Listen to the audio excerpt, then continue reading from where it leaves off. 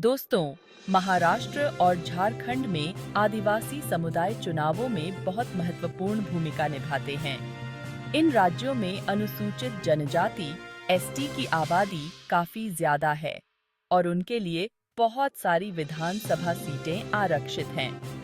2024 में होने वाले विधानसभा चुनाव भी अलग नहीं हैं और आदिवासी वोटों के लिए काफी कड़ा मुकाबला होने की उम्मीद है। भाजपा के लिए इन सीटों पर जीत हासिल करना एक अलग ही चुनौती है। महाराष्ट्र और झारखंड में आदिवासी आबादी काफी ज्यादा है, जो उनके मतदाताओं का एक बड़ा हिस्सा बनाते हैं। महाराष्ट्र में एसटी राज्य की आबादी का लगभग 10% है, जबकि झारखंड में वे लगभग 27% हैं। इन समुदायों के लिए राजनीतिक प्रतिनिधित्व सुनिश्चित करने के लिए भारतीय संविधान एसटी के लिए विधानसभा सीटों के आरक्षण का आदेश देता है। महाराष्ट्र में 27 एसटी आरक्षित विधानसभा क्षेत्र हैं, जबकि झारखंड में 28 हैं। ये संख्या बताती है कि इन राज्यों में चुनावों के नतीजों पर आदिवासी मतदाताओं का कितना ज्यादा प्रभाव हो सकता है। भाजपा अपनी राष्ट्रीय प्रबलता के बावजूद अक्सर इन आरक्षित सीटों को हासिल करने के लिए संघर्ष करती रही है। इसके पीछे के कारणों को समझने के लिए हाल के चुनावों में पार्टी के प्रदर्शन का विश्लेषण करना जरूरी है। महाराष्ट्र और झारखंड में एसटी आरक्षित सीटों पर भाजपा का प्रदर्शन अनियमित रहा है।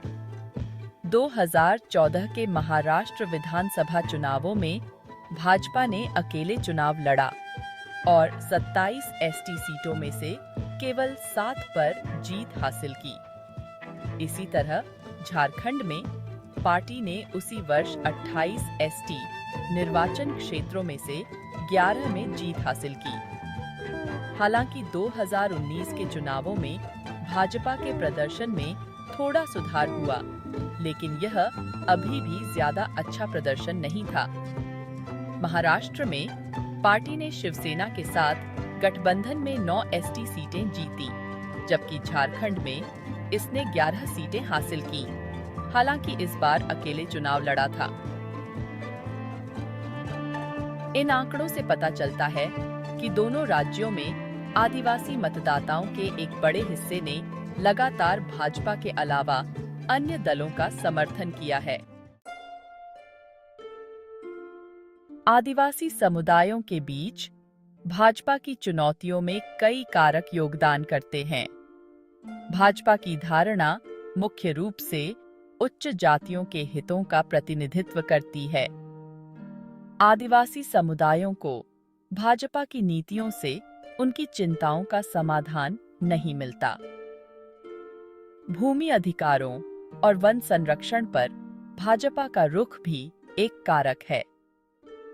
आदिवासियों का अपनी भूमि और पारंपरिक तरीकों से गहरा नाता होता है। जैसे जैसे 2024 के विधानसभा चुनाव नजदीक आ रहे हैं, भाजपा को महाराष्ट्र और झारखंड में एसटी सीटें हासिल करने के लिए कड़ी चुनौती का सामना करना पड़ रहा है। पार्टी को आदिवासी समुदायों की चिंताओं को दूर करना होगा और उनका विश्वास हासिल करने की दिशा में काम करना होगा। आदिवासी मतदाताओं के बीच पैठ बनाने के लिए भाजपा को भूमि अधिकारों, वन संरक्षण और सामाजिक आर्थिक विकास से संबंधित मुद्दों पर ध्यान केंद्रित करना होगा। क्या भाजपा आदिवासी समुदायों के साथ प्रतिध्वनित होने के लिए अपनी रणनीतियों और संदेशों को अनुकूलित कर सकती है? इसका इन प्रमुख राज्यों में उसकी चुनावी सफलता पर महत्वपूर्ण प्रभाव पड़ेगा। आदिवासी वोट की लड़ाई का नतीजा आने वाले वर्षों में महाराष्ट्र और झारखंड के राजनीतिक परिदृश्य को आकार देने में निर्णायक भूमिका निभाएगा।